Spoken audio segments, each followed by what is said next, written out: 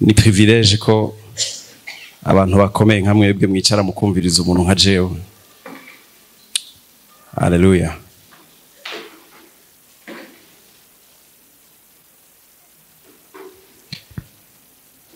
Igihe barimvye bariko barataziranagiza ibihe vyiza, numvise twavuze Yesu cane kandi dukwiye guhora tumuvuga. Naje niwe nje kubabwira Yesu ntitumuhaga, n'umutsima w'ubugingo, tuzama tumushonje kuko nawe yamaduhaza. Haleluya. Biratangaje igituma twama tumushonje kandi nawe yamaduhaza. Mugabo nico kiyoberane yaje kudukorera. Amen. Ngira ngamire namwe mwanya mfise kucigwa nise ngo ugushushanywa na Kristo. Haleluya. Kigamije ubwa mbere kuguha umwidegemvyo canke kukongera umwidegemvyo ugukorera Imana. Haleluya. Bwa kabiri kigamije kugutuma uprofita cyane ku gikorwa Yesu yaje kudukorera. Haleluya. Amen.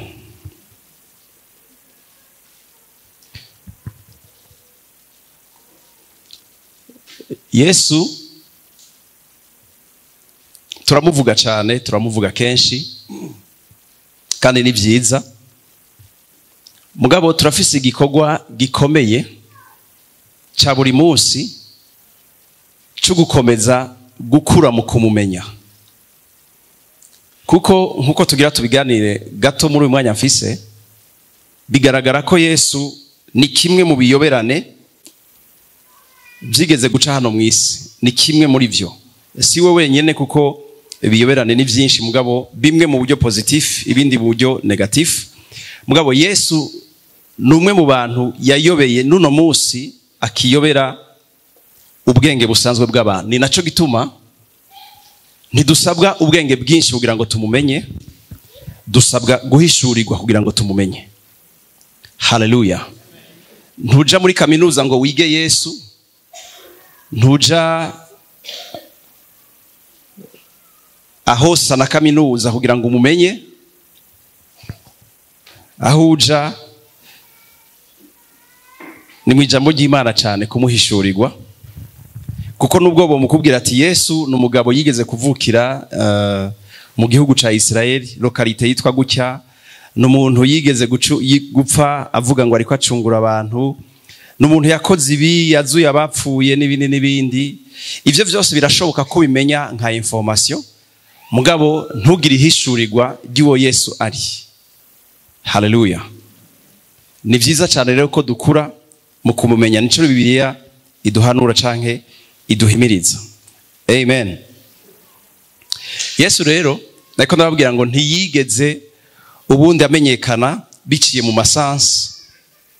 Uhereye, reka duhere ku gihe Mariya yamusama. Biratangaje ukuntu umugore yovuga ngo aribungenze agaca nakwemeza yuko atigeze ahura n'umugabo. Haleluya. Kuko abantu bose bigeze guca hano mu isi uretse Adamu na Eva, abandi bose nuko bavutse. Mariya rero numwe yaje nyuma gose yabo mpejeje kuvuga. Mugabo umunsi umwe ibintu bimubako, nawe ubwiwe abanza gutangara. Imana ishimwe ko marayika yaciye amufasha kugira ngo nawe ashobore kwizera. Umumarayika yaje amusanga hari amubwira ati uzokwibungenga, uzotwarinda. Mariya nibaza ko yaciye atangura kwiyagaza mu mutwe. Nico kintu ca mbere dukunze gukora iyo hari ikintu kirengeye ivyumviro vyacu, uca wiyagaza mu mutwe ati ashivyo ariko yavugwa nibiki.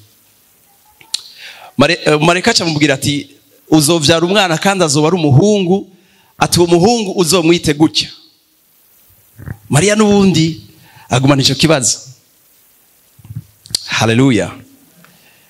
Singiye kuvuga byinshi mu byo baganiriye, mugabo haragera igihe marayika amufashije ambwiye ati wewe kubitahura ntivyo ucamwo, ati mugabo ukuboko kuhoraho kuzobishitsa. Mariya acaraca bugufi avuga ati jewe ndumusavyi w'Uhoraho, ivyo bivuzwe birambako uko nyene bivuzwe. Amen, haleluya. Rimwe na rimwe hari igihe Imana ikuganiriza ikakubwira ikintu ugatangura kwiyumvira ati basha ivyo byose Imana ivuze ko, ivyo arivyo byose ivuze ko sivyo yavuze, uri kuriyumvira ivyo yoba yavuze. Ivyo byose izoca muri onkle canke uwundi ashoboka ni wa mugenzi kanaka ugashumuvuga n'izina. Muganagira ndakubwire ngo nubwabo Imana yo bakoresha sibo nzira itegeza gukoresha, kuko Imana n'ubundi iracashoboye byinshi cyane gusumba ivyo twotahura. Haleluya. Hagera igihe Mariya amaze kuvuga gutyo atangura kubona bimwe nyene biba ku mugore yahuye n'umugabo. Nizera ko abana bagiye kwiga, yahuye n'umugabo nyuma y'igihe kanaka, bimwe nyene bizwi ko bimushika ko atangura kubibona. Mugabo we mu mutima we arabizi yuko nta mugabo barigera bahura, kuko birira tubwira ngo na Yosefu yagiye kubana nawe nk'umugabo n'umugore nyuma Yesu amaze kuvuka. Haleluya. Mariya iryo banga araritwara. Je nibaza ko ku munsi nawe ne yaguma yiyumvira ati kweri byarabaye, ego byarabaye. Haleluya. Ijambo Mareka yamubwiye ati nta jambo ry'Uhoraho ribura ububasha. Mbwira umuntu ari hafi yawe ati nta jambo ry'Imana ribura ububasha. Kimubwire nk'ucizeye, kuko n'Imana iracizeye, irizeye ijambo ryayo. Ati nta jambo ry'Imana ribura ububasha. Haleluya. Nta ririho ribura ububasha. Abona biramubaye ko amezi 9 arahera, agiye kuvyara, aravyara, umwana aramufata. Ugerageje kwishira mu kibanza ciwe, jewe ngerageje kwishira mu kibanza ciwe, numva umenga gushika hose bishoboka ko yaguma yikanga ati ubwo sino ndiko ndarota. Mugabo vyari ukuri, ivy'Imana yamubwiye byari vyashitse. Haleluya. Imana ishimwe cyane. Mariya ararera uwo mwana, Yosefu bari kumwe. Mugabo n'ubundi ndibaza ko uwo mwana yari gisiga bwenge kuri Mariya, kuko igihe kimwe amaze no gukura yibajije ko akiri wa wundi wa mwana yambitse pampers, agerageza kumuhama ordre. Yesu amubwiye ati hey, we ntuzi undi wewe unyibuka cagihe uri kurambyara, unyibuka uri kunyambika pampers, unyibuka uri kurangaburira, mugabo you don't know who I am. Ntuzi undi we. Haleluya. Haleluya. Yesu akora gutyo arinda ava muhiri wabo. Nubundi Mariya kimwibaza ko ibibazo byinshi. Alors nimba Mariya yamwibaze ko ibibazo byinshi atashoboye gutorera inyishu, nibaza ko undi muntu wese yarafise uburenganzira bwo kumwibaza ko ibibazo byinshi nubundi atigeze atahura. Reka mvuge bamwe muri bo, mu bantu bamwe. Abatama b'ishengero afise imyaka 12 yarigeze kuja ku rusengero, ndiko mvuga Yesu. Ahurira n'abatama b'urusengero bakomeye gose mu byo bigishijwe by'indoramana no kumenya ivyagezwe vya cane. Yesu ahagaze muri bo afise imyaka 12. Bibiliya ivuga ngo, Bibiliya ntivuga ko bari ko baramwigisha, bafise imyaka myinshi kumusumba. Ni umwana muto w'imyaka 12, mu bigaragara aracakeneye kwigishwa. Mugabo Bibiliya ntivuga ko abo batama bari ko baramwigisha. No. Bibiliya ivuga ko ngo bari ko bamubaza ibibazo byinshi nawe akabishura. Bisigura ngo aduza aba batama ntibashobora kumwigisha Yesu, ahubwo nibo babaza ibibazo byinshi hama nawe akabishura. Kimwe mu bibazo bibajije, nibaza ko nyina canke uwo bita umurezi wiwe Yosefu yaramushikiriye. Bo muri filime niko tubibona, urumva ni sawa. Haramaze kuraba filime ya Yesu, haramaze kuyiraba. Haleluya. Kimwe mu bibazo bibaje haza ati none uyu mwana nuwa hehe? ibi bintu ariko aravuga yabyigishijwe nande, yabikuye he? Kuko abatama bari barengewe gose n'inyishu Yesu ariko arabaha, bari barengewe cyane. Aduza Yesu yari kiyoberane no kuba teoloje bakomeye bico gihe. Haleluya.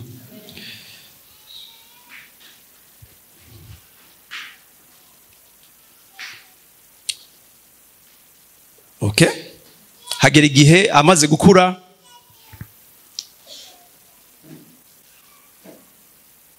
asezera nyina,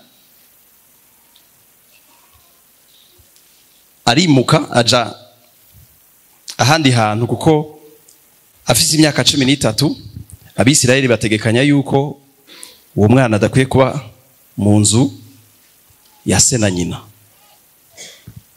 Bumva tanguye kuvuga ibintu byo gupfa, bumva tanguye kuvuga ibintu byo gucungura isi, bumva tanguye kuvuga ibintu nk'ivyo. Nubundi barayiruga ati none uyu muntu neza na neza yavuye he? Ibi bintu yabikuye he? Bose ntibareka kwibaza ico kibazo. Yabikuye he? Yari kiyoberane. Haleluya. Hagera igihe bimwe yababwira byo gupfa n'ubundi babona birabaye. Abigishwa babanye nabo imyaka 3 agenda yigisha, agenda imisozi, gushika ico gihe ntibari bwamutahure, ntibari bwigere bamutahura. Barabara nawe barasangira, Bibiliya bitwereka ko basangira, twumvuga imfungurwa z'umubiri, bagakata ubugari nabo bagakata ubugari, gashira mu isosi nabo bagashira mu isosi, agatamira nabo bagatamira. Bakajana no ku musozi gusenga, ba Petero, Yohana na Yakobo bakajana no ku musozi gusenga, bagasenga bari kumwe. Ikindi gihe naho akinyavya akababwira ati mwebwe ni murindire ngaho jewe ngiye hariya. Nubundi bakaguma bafite ikibazo ati none deja we ntitwari bwagutahure, none kubera ko dusezeye ngo ugende hariya wenyene? Kuko kenshi iyo umuntu agiye gukora ikintu wenyene tuca tumushira ku ibibazo byinshi. Haleluya. Kuko byinshi bibi y'abantu bagomba kubikora bashaka ahantu habonye n'ahantu binyegeje, sivyo? None ivyo byose byarushiriza gucira ibibazo mu vyiyumviro by'aba bantu. Akagaruka agahura nabo,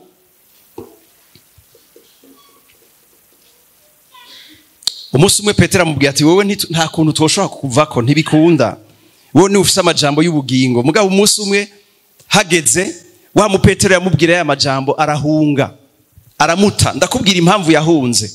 Petero ntiyumva ukuntu umuntu yazuye abapfuye, umuntu yakijije ibimuga, umuntu yakoze biriya bintu byose. Petero ntiyatahura ukuntu uwo muntu byoshoboka ko bamufata bakamwica, ntiyabitahura.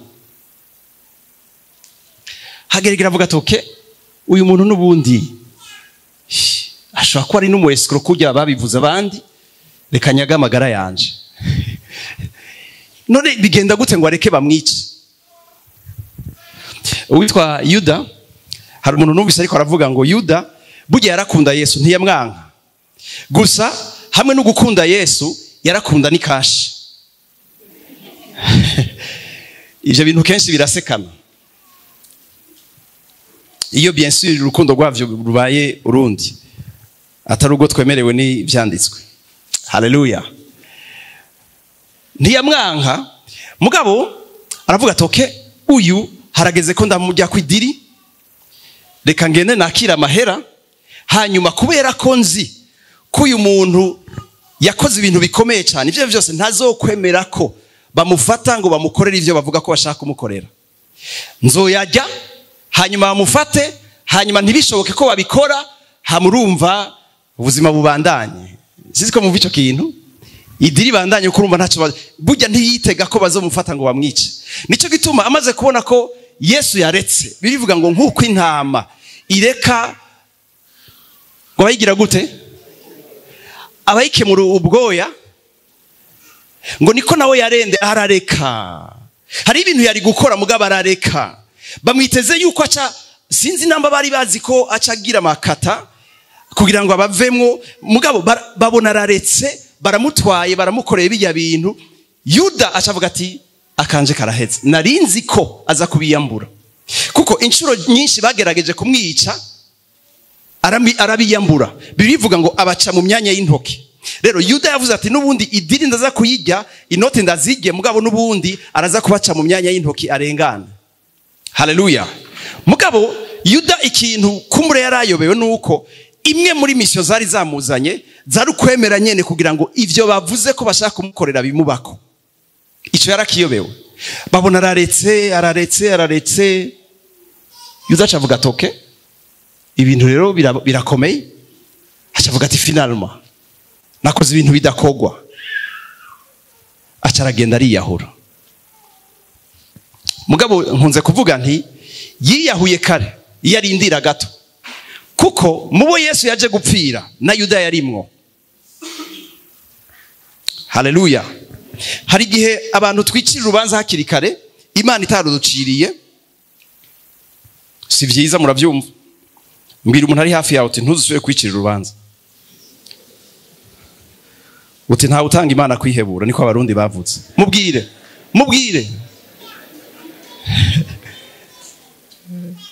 iryo ni ijambo ry'abarundi. Haleluya. Urupfu rwiwe rwabaye ikiyoberane. Umwanya bari bamwiteze ko kwaza gupfa siwo yapfiriyeko. Aha ndiko mvuga ari ku musaraba. Turi kumwe? Hinge ndabibibutse. Kuko mwibuke ko yari ku munsi ku mugoroba buriko burira ngo bategezwa kwitegurira isabato. Turi kumwe? Abayuda rero barakunda idini ryabo gusumba Yesu. Harakantu kanciyemo mu misi hezere kandi akavuge. Nibaza ko atabogatsitaza. Bari muzi ko Yesu atari umukristo.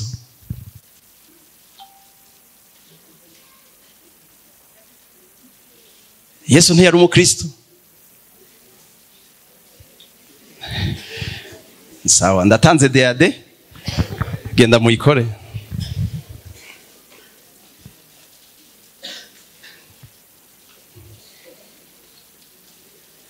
Kandi n'iryo zina ngo abakristo ntiryavuye mu ijuru.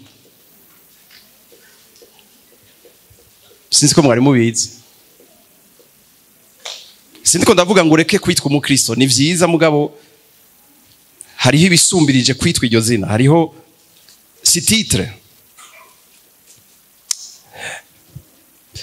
Barakunda rero idini gose, bavuga ati umviriza bugira bwire kandi amasaha yo kwitegurira reseremoni zacu z'idini ariko aragera, reka tubakure ku musaraba hakiri kare. Tubatwari iyo bategezwa kuja, kuko murazi ko Yesu atari wenyene, iburyo ni bubamfu hari kumwe n'umuntu, yari kumwe n'abantu. Turi kumwe? Allo? Bacavuga tos, okay sawa. Kugira ngo bishoboke ko bapfa byihuse, reka tubavunagura amaguru kugira ngo amaraso ashobore gusohoka. Amaraso sose ari menshi kandi bari muri rya douleur yari ku musaraba. Birashoboka yuko baca bihuta, hanyuma amasaha yacu tubone gucungura umwanya wacu wo kwitegurira iby'idini. Baje kubikora basanga Yesu yamaze kugenda kera. Basanga bya bisuma nivyo bikiri bizima, baca bivunagura amaguru. Muga birivuga ngo kwari ukugira ngo iryari ryaranditswe kuri Yesu ngo nta gufa giwe na rimwe rizovunika, kugira ngo naryo rizo rishike. Haleluya. Bitubwira ngo Yesu yagumye ari maître des temps et des circonstances no ku musaraba. Haleluya. Ari muri douleur, ari mu bubabare, ari mu gihe kibabaje. Abandi biyumvira ngo yaba desevye, bamwiyumvira ko ivyumviro vyinshi cyane, mugabo Yesu aracyari umwami n'ubundi. Umwe yamumaje ati none vyaseriye we ngaha uri umwami, tubwiza ukuri. Hatumviriza sindabibaye no munsi, niko navutse ndi. I was born so. Haleluya. Abandi baba bami kubera kumbure babihawe na base n'imiryango yabo, muguyu niko yavutse. Mubwire mugenza aho ati Yesu niko yavutse. Yavutse ari kiyoberana. Urupfu rwiwe rurabayobeye. Ntituze kuvuga ivyo kuzuka uko vyovyo ni yindi dossier. Ko umuntu bavuga ngo yapfuye hanyuma ngo yazutse, atakintu uwundi muntu yaba umupfumu cyangwa umukorikoni yakoze bakumva ngo yazutse, nico naco nigitangaza. Haleluya. Si nivyo gusa, hagera rero kwa duga mwijuru. Ntivyari bwumvikane ko umuntu yo kwivana hasi. Ndagira ndabivuga ngo uyu munsi harakoreshwa ibindi vyuma kumbure bivana ahantu hasi bikabadugana mu ma etage maremare. turi kumwe. Yesu hagera ko aduga ari kumwe n'abigishwa, birivuga ngo aheje kubagerera muri mpwemu yera. Turi kumwe. Birivuga ngo aduzwa babona, nta moteri bumvira kwirahinda, nta mababa babona yameze, babona avuye hasi araduga hanyuma araduga nyene araheza. Haleluya. Bano b'Imana, nimba hari umuntu yigeze gutangaza ubwenge bw'abantu, c'est bel et bien Jésus. Na n'uyu munsi niko akiri. Haleluya. Reka rero tuvuge ku babigishwa biwe babanye nawe imyaka 3, bamwe bavuga 3 abandi 3 n'igice, ntaco bitwaye.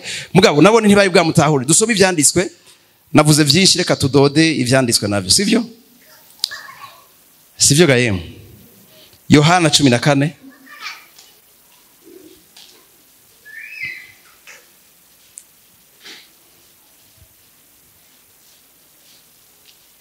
Haleluya.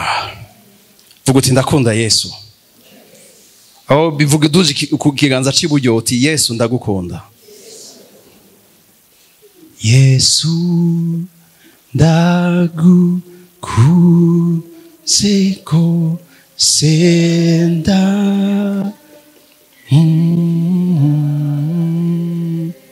ndahevye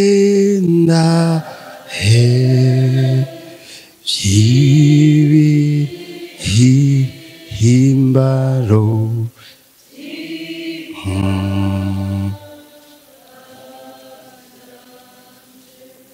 niwe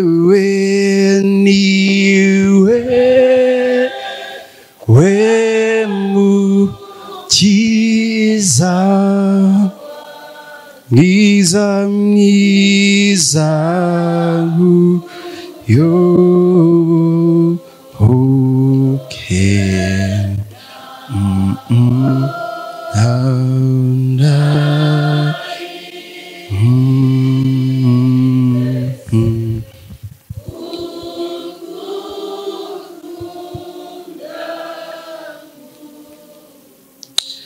kwisi hari igihe abantu bavuga ngo barakunda ibintu kanaka, mugabo nibaza ko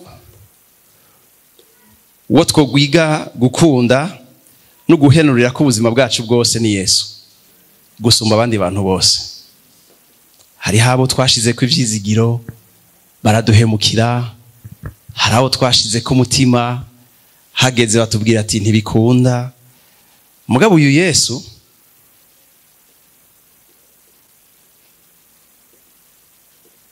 ntahemuka. Yesu ni inzira guhemuka. Mbwira umuntu ari hafi yawe ati Yesu ni inzira guhemuka. Uti kandi Yesu n'umugumyabanga. Kutariko urabivuga. Haleluya. Ku murongo w'indwi Yohana 14. Iyo muba mwaramenye na data muba mumuzi, uhereye ubu muramuzi kandi mwamubonye. Wow. Haleluya. Abantu ariko arabwira bamaze imyaka n'imyaka biteze ko Imana izobihishurira umunsi umwe. Bamaze imyaka bamwiteze. Hari ivyo basomye mu vyagezwe, hari ivyo bigishijwe. Mugabo Yesu ari hagati muri bo, amaze gukora ibintu hagati muri bo, amaze kuvuga ibintu hagati muri bo, amaze kujana nabo igihe kitari gito. Yarababwiye vyinshi, ubwiwe yarabibibwiriye, si ivyo babwiwe n'abandi. Oya, ubwiwe yarabibibwiriye. Mugabo ntibigeze babishira ku mutima, ntibigeze bavyizera, ntibigeze bavuga ati uyu niwe twari twiteze. Ababwiye ngo iyo muba mwaramenye na data muba mumuzi, uhereye ubu muramuzi kandi mwamubonye. Ku murongo 8 Filipo aramubwira ati mugenzi, twe twereke so, ega niwe twari dushaka. Twereke so bizoba bikwiye, wowe ushaka ugende, twe dushaka kumenya data gusa. Bisigura ngo uyu Filipo yarabanye na Yesu, mugabo ntiyigeze amumenya. Araciteze uwundi azoza. Turi kumwe?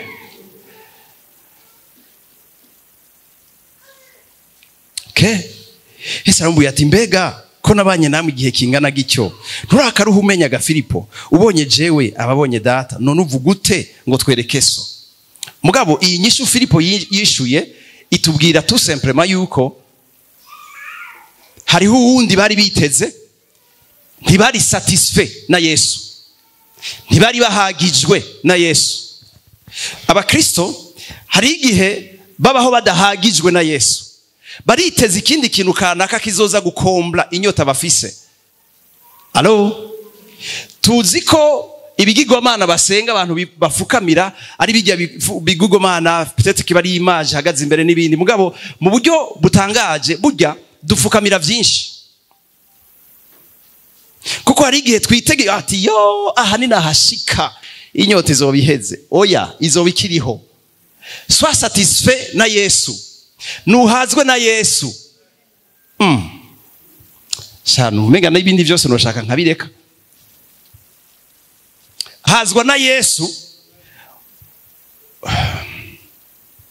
Ngabo je sinzi gituma ngira ubwoba bwo kubivuga.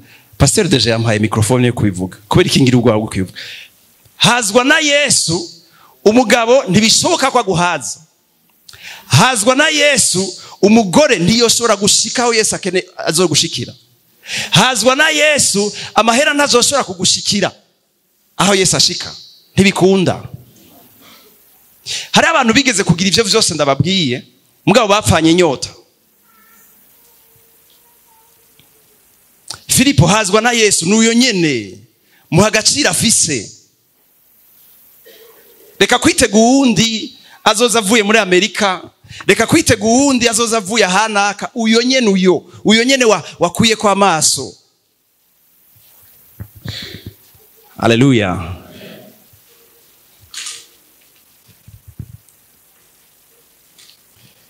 Oh, glory to God. Bidutahuje ngo Filipo ntiyigeze amenya Yesu, ba Petero ntibigeze bamumenya, yarinze atandukana nabo bataramumenya ki ide uwari. Nico gituma imwe mu exhortation mu gutegwa intege dufise nugushishikara kumumenya. Ibiro ni gikorwa buri munsi. Ibisi ibintu tuvuga umuntu hagera igihe avuga ati yo je naramumenye, wo hagarara uzotangara cyane. Uru rugendo rurimo ntibahagarara, uhagaze urapfuye. Mbwira umuntu ari hafi yawe uturu rugendo turimo ntibahagarara. Utikomeza urugendo, utihazwa na Yesu amubandanye rugendo. Haleluya. Bon, ivyo bintu byose burya nabivuze. Glory to God. Haleluya. Mugabo rero nyuma yaho abigishwa bahunze, Yesu yapfuye, bose bamuhunze bamuvuyeko, kandi yari yabibabwiye ati umviriza mwese muzonta nsigare ndi jenyene. Acababwira ati muga Imana ishimwe ko ntari jenyene, ati ndi kumwe na data. Haleluya. Donc ivyamubaye ko byose ba Petero bari bashatse no kumugwanira mu nguvu z'inyama n'amaraso, bose bari bamutaye. Hari igihe turahira ati yo ndakurahiye sinzoguheba. Okay, sawa, ni byiza gose.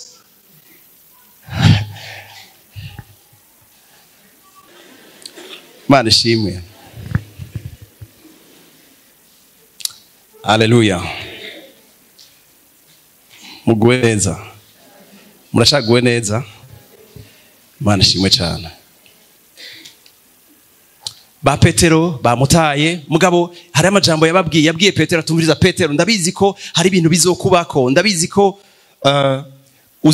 uzogira intege nke, ndabizi ko hazogera igihe wantaye byononekaye, uzogira ivyumviro byo kuntanga ugenda. Ati mugabo please nagusengeye, ndabikumenyesheje, nagusengeye kugira ngo niba mara gukomera nawe uzukomeza abandi.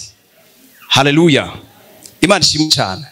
Petero arahava arakomera, mugabo hari ibintu n'ubundi atatahuye. Icyo nshaka kuvuga rero ngiki, ba Petero bagendanye na Yesu mu buryo bw'umubiri, baramubonye, barasangiye, baraganiriye, barakoranye ibikorwa byinshi cyane, mugabo ntibigeze bamutahura. Nyuma y'igihe cyabo haza Imana itora uwundi, umugabo witwa Paulo, yahoze yitwa Sauli. Muraza amakuru y'ivyamubaye ko mu byakoze n'intumwa igice c'icenda, Bibiri ivuga ngo agenda afuhagira ku nzira ije Damasiko aja kurondera bene data, abatera mu ibohero, abandi abagirira nabi, sinzi ivyo yabakoza. ahura n'umuco ngo mwinshi cyane ku murango uramuhwikira, hanyuma yumva ijwi rimubwira ati mbwira Sawuli Sawuli umpigira iki? Ati urindega mwami? Ati ndi Yesu uri kurahiga.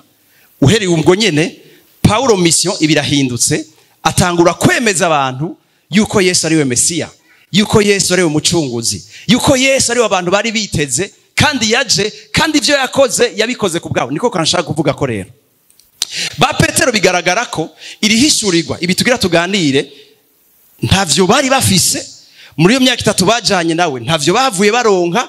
Petetre bagiye kuronka iyo hishurirwa y'ivyo Yesu yariko arakora ku bwabo, bagiye kuronka iyo hishurirwa plus tard. Mugabo bakiri kumwe nawe ntibatahura ivyiriko biraba, n'igihe ari ku musaraba bavuga ati Yesu waduhemukiye, wadukemesheje, kubera iki wemera ngo bakwice? Ntibatahura impamvu Yesu ariko arapfa, ntibatahura ivyo Yesu ariko arakora. Haleluya. Imana rero ihagurutsa umugabo witwa Paulo, atangura kuvuga ibintu bimeze nk'ibitandukanye gato n'ivyo ababandi biyumviriye. Ba Petero babonye umusaraba nka esheki. Esheki bayita gute mu Kirundi? Gutsindwa. Ba Petero babonye umusaraba nk'ugutsindwa. Ba Yohana babona umusaraba nk'icyago kirabagiriye nabi, babibona nka esheki. Mugabo Paulo nyuma yabo abo tete bari bakiriho canke sinzi ibyabo, haleluya, baza bumva umuntu atanguye kuvuga amajambo ngo nabambanywe na Kristo, si jewe nkiriho, ni Kristo ariho muri jewe. Ibaze uyu aje aserebra umusaraba, acavuga ati haleluya, ibyabaye ku musaraba ndabifisemo uruhara, ndabifisemo umugabane. Mugabo babandi bari kumwe nawe barahunze. Tugarutse muri histoire, bari ku musaraba bari bahunze bose bagiye, kuko bawubonamo esheke. Paulo acaza ko minduru ati haleluya, igihe Yesu yabambwa nanje nari imbambwe. Nonega Paulo, Yesu igihe yaja ku musaraba mwari kumwe, tuje mu Galatiya, Abagalatiya 2. Oh glory. Vuguti ndakunda Yesu. Abagalatiya igice ca kangahe? Umurongo wa 20 havuga ngo nabambanywe na Kristo, ariko ndiho, yamara si jewe ngiriho, ni Kristo ariho muri jewe. Ngwivyo nkora vyose ngiriho mu mubiri mbikoreshwa no kwizera umwana w'Imana yankunze akanyigura. Iri jambo ngo kunyigura, kamaze ndindire gatoya. Paulo hari handa tubwira ngo nguce hawe no kuvuga ngo yahawe kuvuga ibya Kristo, ngo kandi Kristo yabambwe. No kuvuga Paulo, kuri Paulo ivyo Yesu yakoze, ivyamubaye ko ku musaraba, kuri Paulo ntabibona nka malheur, Paulo ntabibona nka esheki, ahubwo avuga ati Imana ishimwe, bijya vyabaye naje vyarambaye ko. Ndaza kuvuga impamvu, ariko aravuga aya majambo. Haleluya. Wa musaraba ba Petero bahunga, wa musaraba ba Yakobo bahunga, ba Yohana bahunga, Bibiri ivuga ngo wahasigaye munsi y'umusaraba Yesu amanitse ngo yari nyina, bien sûr. Allo? Maria niwe yatimvye wenyene asigara munsi y'umusaraba. Na Yohana bien sûr bavuga ngo Yohana ngo nukubera ko yarakiri muto, nta mpamvu yuko yari guhunga, uko abana bafata cyo kimwe, barabohereza ubuzima cyo kimwe n'abadamu. Turakwiye kuzogira umugambwe w'abagabo tukiganzura iyo bintu. Abagabo oye.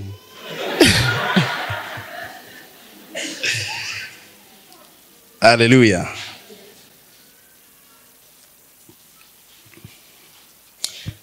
Wa musaraba babona nk'icyago bakawuhunga, Paulo aza userebra nabambanywe na Kristo. Kubera iki? Kubera ko rimwe mu mahishurirwa Paulo Bibiri twereka ko yahawe harimwo gushobora ihishurirwa ryo gushobora kubona impamvu Yesu yarakoze bijya yakoze, no kubona uruhara rwiwe. uruhara rwa Paulo mu byo Yesu yakoze. Bakristo turakwiye gutahura canke tukiyibutsa inshuro nyinshi yuko Yesu ibyo yariko arakora ntiyabikoze kubwiwe, kuko ntiyabikoze nk'umugizi wa nabi. Bamwise umugizi wa nabi nivyo, mugabo uyo mugizi wa nabi bita Yesu yari jewe na wewe, sivyo? None bisigura ngo Yesu rero bijya ariko arakora, nimba batariko babihora we atari ivyo yakoze ku giti ciwe, akaba ariko abikorera undi muntu, finalement turekwe kuvuga duti Imana ishimwe, bijya Yesu yakoze nanje byose narabikoze. Nta muntu avyemeye, nta muntu yomugira ngo amen.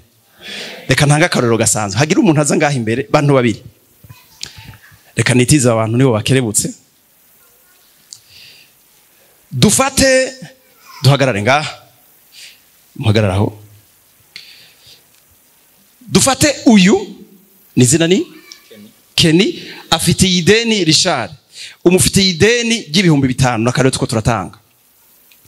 Hanyuma nsanze wamufashe mufate mu mashati. Jewe ndaje nsanze wamurekuye gumya mpaka guhaye. Ndaje nsanze Richard bamufashe mu mashati, kandi cyari ko aramuhora ni cyukuri. Turi komega yemwe, amufitiye 5000. Haca mvuga ntumviriza shakene, rekura gatoyi. Uburyo bwonyene no shobora kuvuga ngo Kenny murekure gatoyi, nuko Kenny yiteze ko ivyo yariko arahora uyu ngira ndabirihe. Turi kumwe? Haca mvuga nti Kenny, ngira ndakurihe amahera uri kurahora uyu, kandi ntagire ubibwira. Okay, ndamurishe tuko turakina iyo bija hose. Okay, 5000 akiri 5000. Sawa Kenny, hari kindi agufitiye? Nta kindi agufitiye, ni 5,000 gusa. Sawa, ni wigire. Ndaje kumurihira Richard. Turi komega yemwe. Akantu rero nashaka turomarke ngaha, Richard araheje kurihigwa, mugabo siwe yarishe. Ako tubanze tugatahura. Richard ubu aridegembya kuko ico yahogwa camuvuyeko.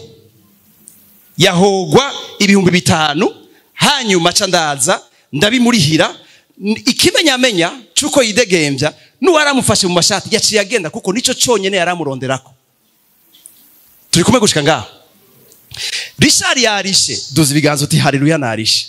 Yarishe, mugabo harishwa amafaranga atavuye mu mufuko wiwe. Mugabo nubwo atavuye mu mufuko wiwe, Richard yarishe. Harishe nde? Tuje muri context ya Bibiliya. Harishe nde? Harishe Yesu. Muga rero naho Yesu ari we yarishe, Imana ishimwe nanje ndashaka gukoma induru, ni haleluya, narishe ideni. Bakoze gukoma amashi. Ayo mashina ya Yesu kwa yeye. Amafaranga ntiyavuye mu mufuko wanje, mugabo Imana ishimwe nanje ndashaka gukiriya, ni haleluya, narishe. Narishe. Abantu bose no babwira nibujya je narishe. Narishe ntibakinyagiriza, nta mafaranga 5,000 ngiheranye umuntu numwe. Urazigeje kuba je m'identifie nishushanije n'igikorwa Yesu yakoze.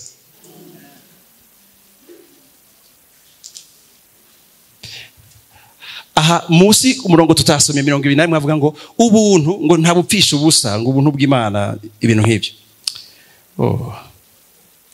Avuga ngo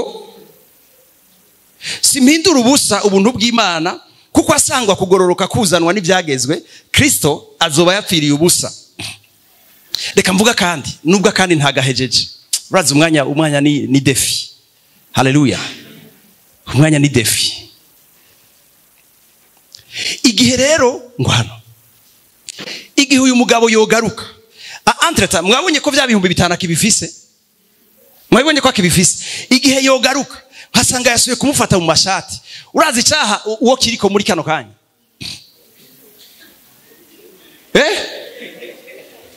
Dufate ndamusanze yagarutse, yasuye kumufata mu mashati, kandi amufashe mu mashati afise bya 5,000 namurihira. Urazi icyaha uwo kigiye? Ubwa mbere icyaha yari Richard yaragifise. turi kumwe mugo ubu nosanga yasubiriye icyaha neza na neza kigiye kuri inde nta deni ririho kabiri nivyo Yesu ibyo yakoze ntazo bisubiramo yarabihejeje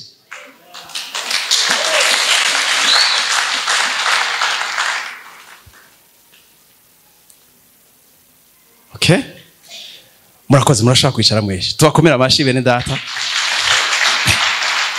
murakoze gose haleluya nico gituma Paulo ashobora kuvuga ngo nabambanywe na Kristo urishara ashobora kuvuga ati Imana ishimwe nararishe okay none Paulo warishe ryari igihe Yesu yariko arariha nariko ndariha haleluya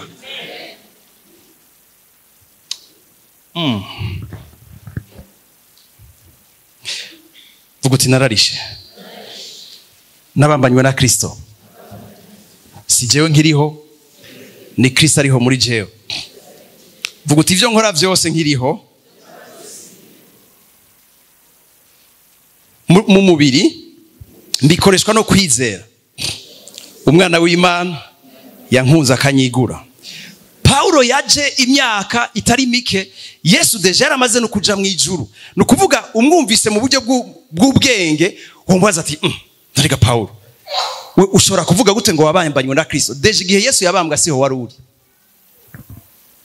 turi kumwe wewe wanaje Yesu yaramaze kuja mu ijuru no kuvuga Paulo ntiyigeze abona n'amaso yiwe uyu mugabo yitwa Yesu yamubonye muri iryo hishurirwa nyene kandi biba birahetse reka mvuga kandi kantu hano birimwe na rimwe harebo braze hari abantu berekwa kandi si bibi kwerekwa ni vyiza kwerekwa vraiment bien sûr na cyane cyane iyo werekwa byo kandi ukerekwa ibishigikiwe n'ijambo ry'Imana sino twese turarota sivyo hari umuntu atararota muri mwebwe narose imbwa nakayabo biriko biriruka none bisigura ngo hari ibintu gezaho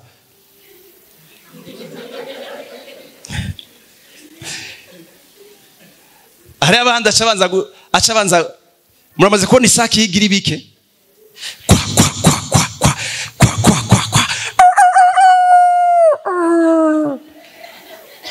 hari n'abavugishwa bameze nk'amasaki kwa oya yego urashobora no kuvugisha utabanje kugira kwa nibyo mwari muzi ko ngandiko ndavugishwa aha imbere ngaha pastor yama yavugishijwe mbwa nta no guhumiriza muramubona ko ahumiriza gake ntibavyemera kuvugishwa pastor muravyemera cyane ntavyo mwemera none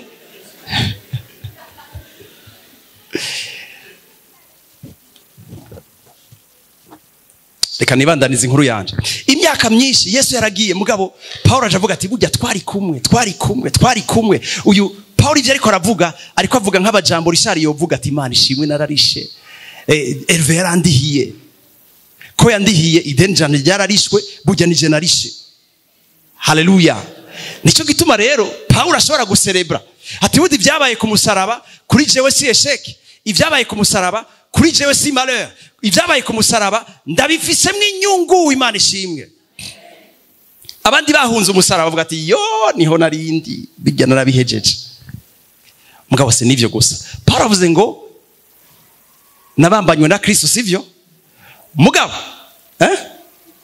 ariko ndiho nabambanywe na Kristo ariko ndiho mugabo urugendo rw'ivyo yakoze Yesu ni kwabaye kubambwa gusa kubambwa entretemps abakristo benshi baravyitiranywa no guhambwa kubamba no guhambwa n'amajambo biratandukanye n'amavuga biri y'ikirundi mu ndimboro y'ikirundi turi kumwe guhamba no kubamba no kubamba ku musaraba cagiye yarabambye amaboko gucya bagakubita ya misumari ngaha no ku maguru bagaca bajya umusumari umwe bari gushira ku ibiri niko batugiye kugira ngo umwe bawuziganye baze gukoresha ibindi bagaca bagerekeranya amaguru bisawo niko kubambwa inzira urugendo Yesu yadukoreye ntigwari ruhagaze ku kubambwa gusa kuko ari kubambwa gusa byo bisigura ngo igikorwa ntikirahera na bugingo n'ubu hari ibintu byinshi cyane byakurikiye katuvuge bimwe muri byo nyuma yo kubambwa yarahavuye arapfa aracikana. Birivuga ngo ajondamika izosi agira gute? Paulo nahavuga ati umviriza, igihe Yesu yacikana, igihe Yesu yapfa, napfanye nawe. Paulo niho wari uri, oya siho narindi, mugabo kubera Yesu yariko abikorera jewe, igihe yapfa nari mpfuye. Turi kumwe? Hanyuma nyuma yo gupfa baramutora, bagira gute? Baramuhamba. Mugabo naho nase kuja mu byanditswe birebire ko umwanya wadusize. No ngaho no kuba no guhambwa, Paulo nubundi aracavuga ati umviriza, igihe Yesu yahambwa nahambanywe nawe. Cha kibazo cyo kumubaza ngo mbega Paulo mwari kumwe, ntukimubaze. Nakubwiye igituma ariko aravuga gutyo. Ariko avuga ko bivyakorewe jewe naje nari mu Yesu ariko arabikora, nari muri we ndiko ndabikora nanje.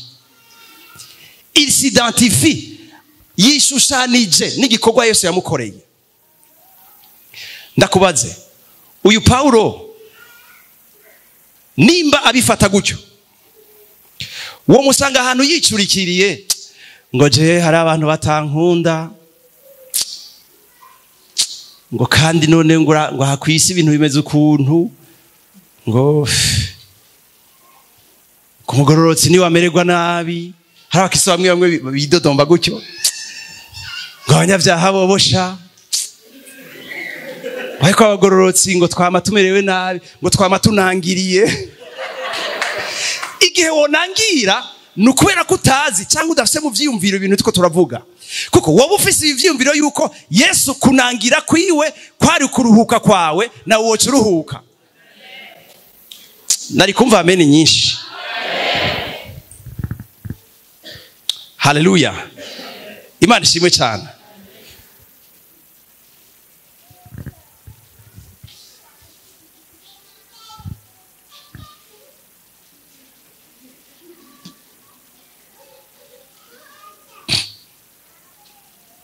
Igihe Yesu yahambwa nahambanywe nawe. Aho hari imirongo miremire ibivuga ivyo.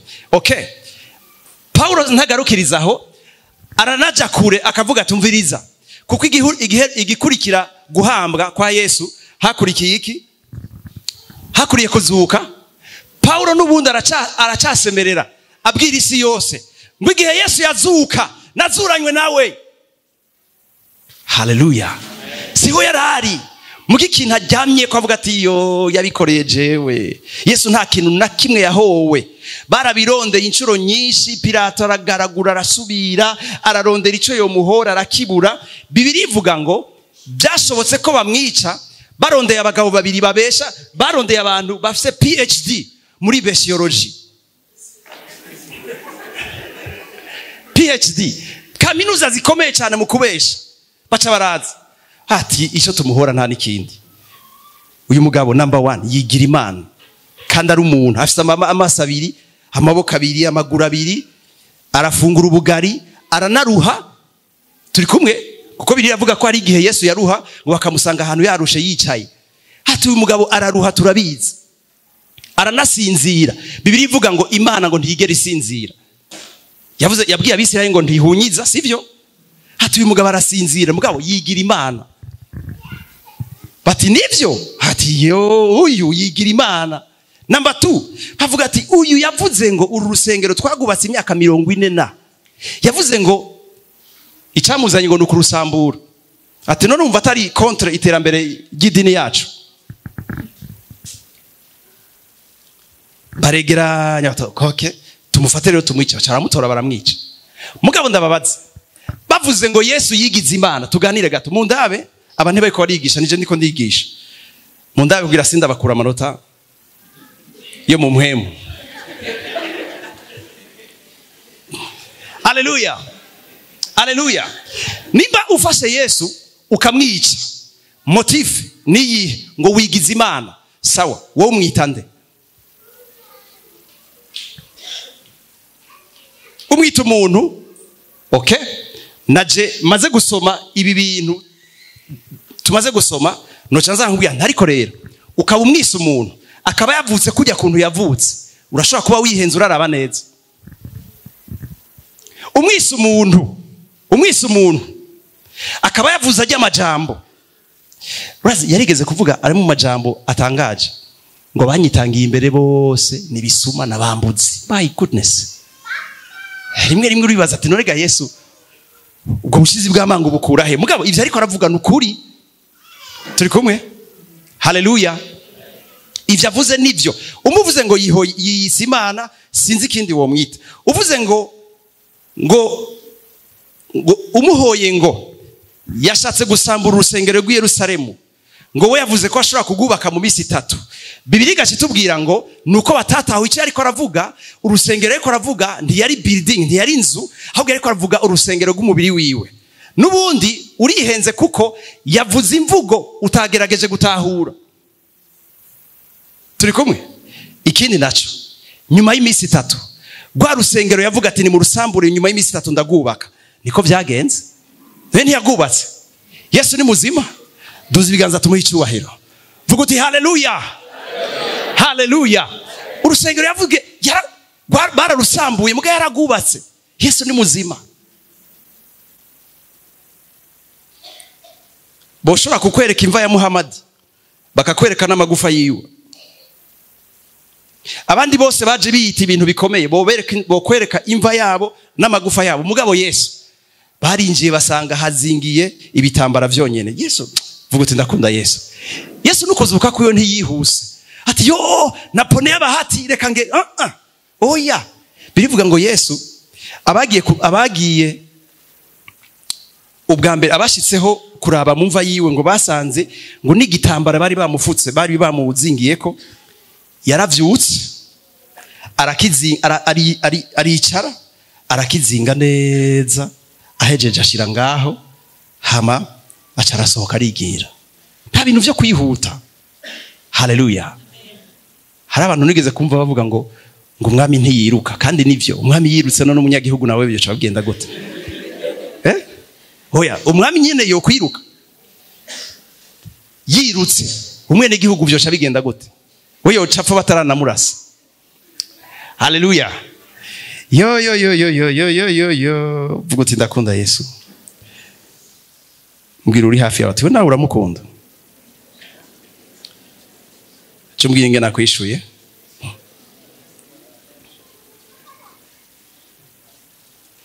Paulo anyway ndahejeje. Nigihe Yesu yazuka Paulo aracafise ya confession ngo nazukanye nawe.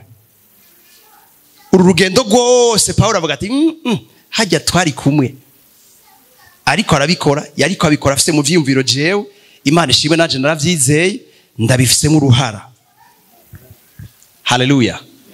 Muntu w'Imana ibi bintu biraguha umwidegemvyo mugabo nanje ndawuvuge ko kuko Paulo nubundi ariko arabivuga abantu bashaka bati yoha ko byagenze gutyo rero Imana ishimwe reka rero nitwara uko nshaka nkuko abandi babivuga ngo nitware nk'impene y'umuci. Mugabo igihe umukristo yovyumva agaca yumva ko ari akaryo ko kwitwara nk'impene y'umuci yoba yumvise ibitari ivyo, kubera ko umwidegemvyo twazanywemo biritubwira ngo ni umwidegemvyo wo gukorera Imana. Turi kumwe? Paulo agaca yinginga abantu tumviriza ati mwishikiriza Imana nk'abazuke burya twarazutse. Haleluya. Ngo ingingo zacu zikiri mu isi tuzizane zikorera uyu mwami. Hari akantu bavuze nibaza ko kavuze mu worship leader ngo yatwambitse izera. Garukarisha ngira mvuga umwidegemvyo dufise ico tuwufitiye. Murana ko yambaye izera naho harimo irindi bara muga ntaco bitwaye. Dufatiye ni kanzu ishika harira mugabo ni yera. Hanyuma uyu Richard arabizi ko yambaye ikanzu yera. Ndababaze aza kwitwara uko ashaka ngwize gucafura?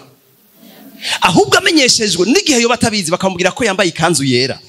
No gutambuka acaraba ingena zaratambuka urani ivumbi rya kino gihe amazimi y'imsi izuba acatambuka ukuntu. Turi kumwe? Mugabo hirahiruka mubwira ati Richard wambaye izirabura, acavuga ati okay sawa zirabura ntibiziruneka ko zicafuye. Acatambuka nyarutse. Ico mvuze mwacumvise abacumvise bambwira amen. Igihe ubwiwe ko wambaye izera nakaryo bakubwira ati hey ntumeze nk'abandi bose.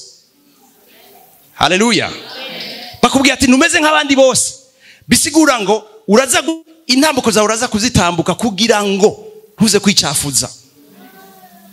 Muga igihe uri conscious urakoze. Jewe hari igihe mpora nambara ibintu vyirabura tu. Urazi gituma ndabikora?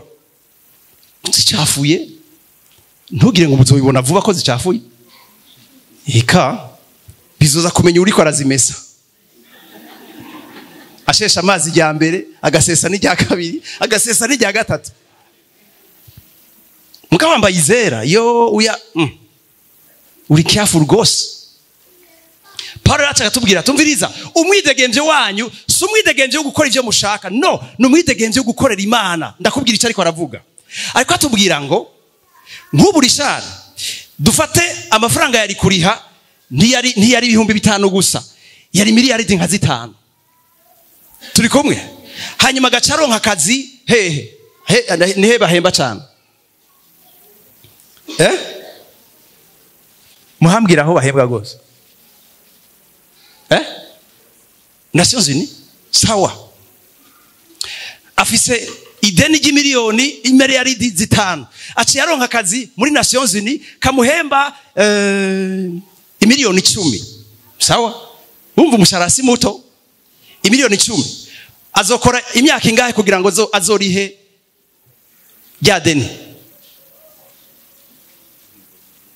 Harura aha turi muri matematike spirituelle. Wari mwiza mugabo imviri iyo myaka yose azotegeza gukora kugira ngo azoshobore kuriha rya deni. Bisigura ngo mu ntango ho hagitangura kuriha ni nk'iki. Iki kintu nuko aha musi hugaye mugabi yaba hose kimeze nk'akayungiro gucya ugaca utwara ikirinye kuvoma gaca wicara ugatera amati urarindiriye ko cyuzura. Amazi ariko araza nivyo, nshatse kuvuga umushahara uri kuraza nivyo, mugabi iki kintu kugira ngo kizokuzure saha hafi. Turi kumwe? Hanyuma rero haje umuntu akaca murihira, bisigura ngo wa mushahara ntuzoja kuriha ideni, wa mushahara uzoja mu bikorwa vy'iterambere. Nta muntu yanyumvise ngaho onye. Yesu yaje kuturihira ideni. Haleluya. Yaturihiye ideni kugira ngo umwidegemvyo wacu ukora ibikorwa vy'iterambere mu bwami bw'Imana. Haleluya. Ntidusa umwidegemvyo ugukora ivyo twe twifuza, no. Hika vuga uti nabambanywe na Kristo, napfanye na Kristo, nazuranye nawe, nagizwe muzima nawe. Bavuga ngo nagiranywe muzima nawe, nazuranywe nawe. Si ivyo gusa, Paulo acatubwira tumviriza, sukuzuranwa gusa, nicaranye nawe ahantu ho mwijuru. Haleluya.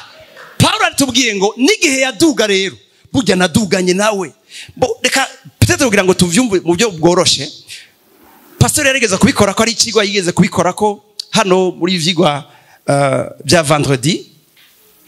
Umuherezi, tugaruke muri histoire gatoya.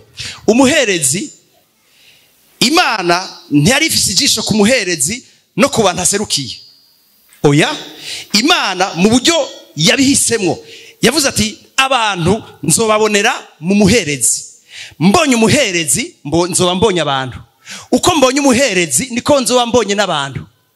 Turi kumwe yemwe.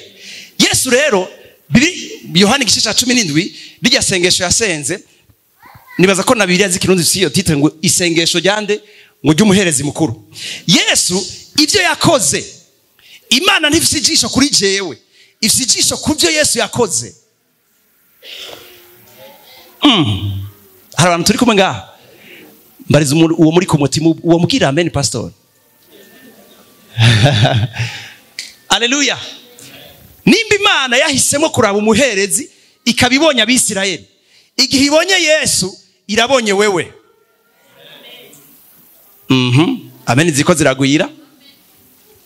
ibonye Yesu ibyo ahejeje gukora, ibonye wewe n'ibyo Yesu ahejeje gukora. Ntiwirebanga aho uri kuratambuka, uri kutambukana n'ibyo Yesu yakoze byose. Nukuvuga cyo kimwe na Paulo urashobora gusemerera uti nabambanywe na Kristo, si jewe ngiriho, ni Kristo ariho muri jewe. Woshobora no kuvuga uti nicaranye na Kristo ahantu ho mwijuru, kuko nimba umuherezi Imana yaramwemeye akavyagira, bisigura ngo igikorwa caraheze, nta bikorwa kiriko arakora.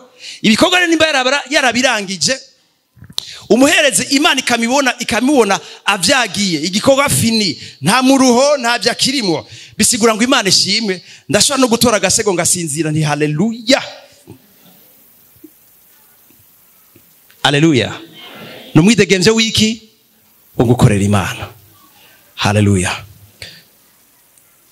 Narangije bundi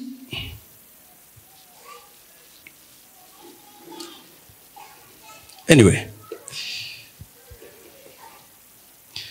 ushaka kuba watanguye kwandika, reka ndaguha imirongo cyenda gusezera, sivyo? Abaroma igice cya 6 umurongo wa 6.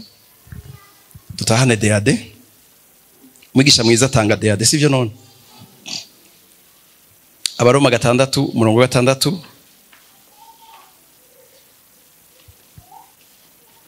Abaroma 6 umurongo wa 5 n'umurongo wa 8 havuga ngo ivyo gupfana na Kristo. Abakolosayi 2 ku murongo wa 12 havuga ivyo guhambanwa nawe. Abanyefeso 2 umurongo wa 5 havuga ivyo kugiranwa bazima nawe.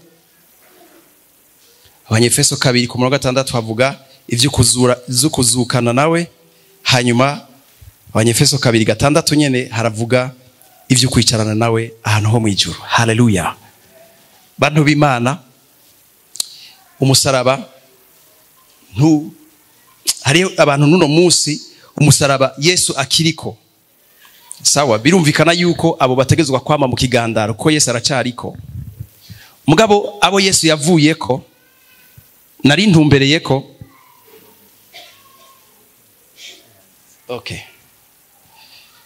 Hey, mirongo nayivuze nyarutsa, hari abatashoboye kuyandika. Munkundire ndayisome muzaba mukoze.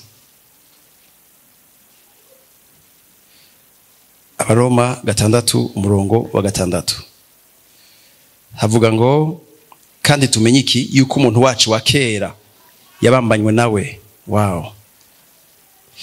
Kugira ngo umubiri w'icaha uhindugwe ubusa, nitwame tujakariye icaha. Hari mu Kristo no musa cibaza yuko ajakariye icaha. No, ntukikijakariye, ntukiri umuja w'icaha. Impamvu yumvira gutyo nukubera ko utiidentifya, utishushanya na Kristo, utiharura mu bikorwa Yesu yagukoreye. Haleluya. Vuga uti sindi umunyavyaha, kavuge. Sawa. Abaroma 6 nsoma umurongo wa 5 havuga ngo ko twakoranijwe nawe n'igishushanyo cy'urupfu rwiwe. Ariko avuga ko yapfanye nawe, avuga ngo tuzokoranywa nawe n'icyo kuzuka kwiwe naco. Umurongo wa 8 ngo ariko bisanzwe twapfanye na Kristo, twizera yuko tuzobanaho nawe. Imana ishimwe cyane. Haleluya. Mwakoze kunsaba ko nsoma iyi mirongo, numva nagiye ndodesha cyangwa Imana iradodesha. Okay, Abakolosayi 2 ku murongo wa 13.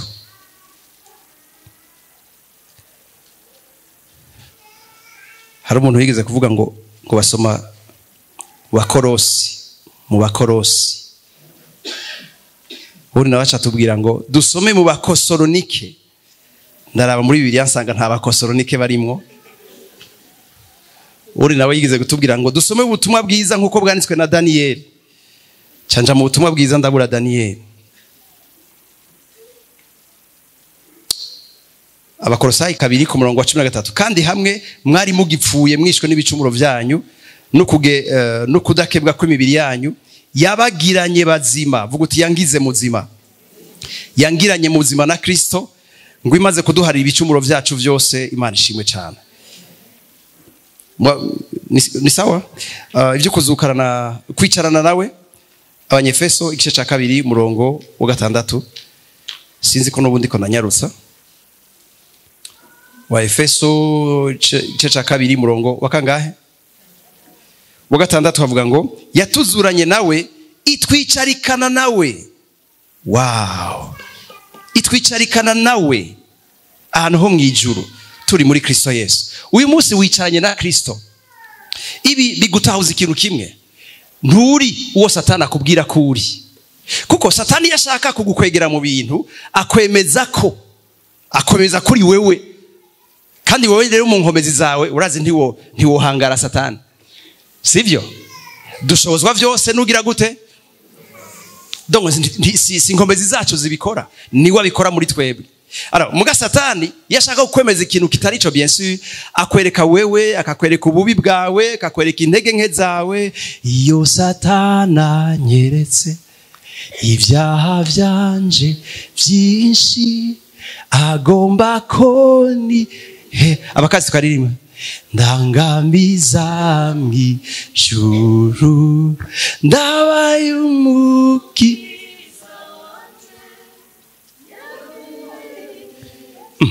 Oya ntimubwire ko atakomuzi.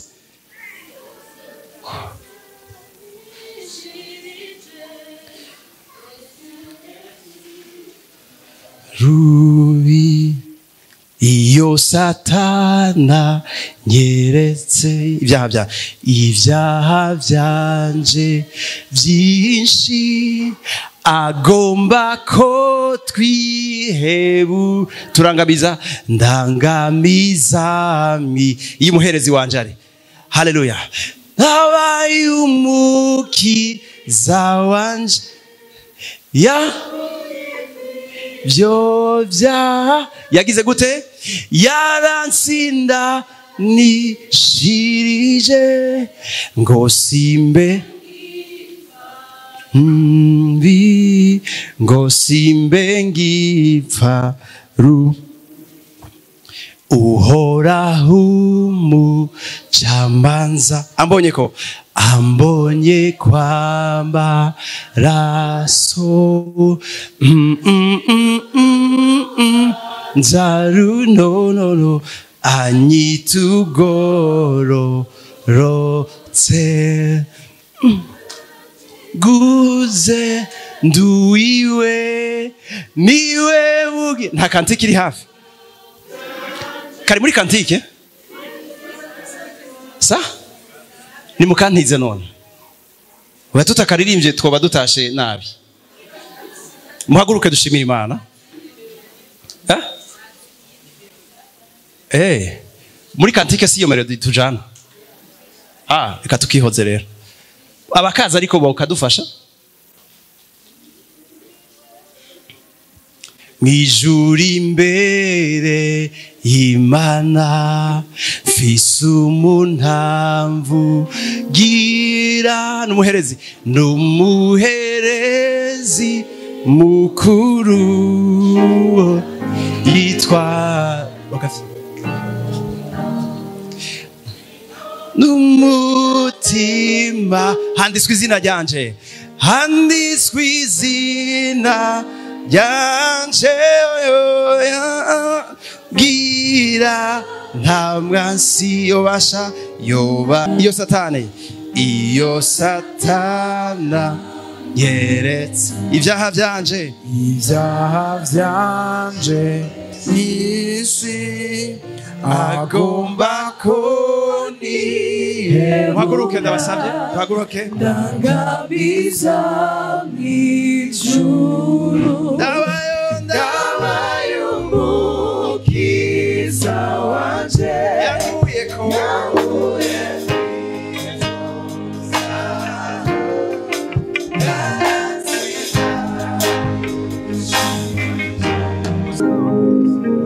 Niwo mukiriro bwawe. Arundire kumbura shaka kuba yari yategekanije ati bivanye n'iki kana kotse reka nisonzeshe kugira ngo ndakirihe. Ntiwoshobora kuriha iryo deni wene data ruhuka.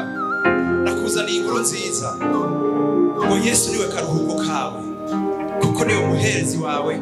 Yakoze igiko aragikora aragiheza arakirangiza, niwe uruhukiramo. wo kwibabaza n'ivyo, wo kwisonzesha, wo kwikubita, wo kwigirira nabi, muga n'ubundi ntibishobora kuza kuriha ikiguzi c'icaha wakoze.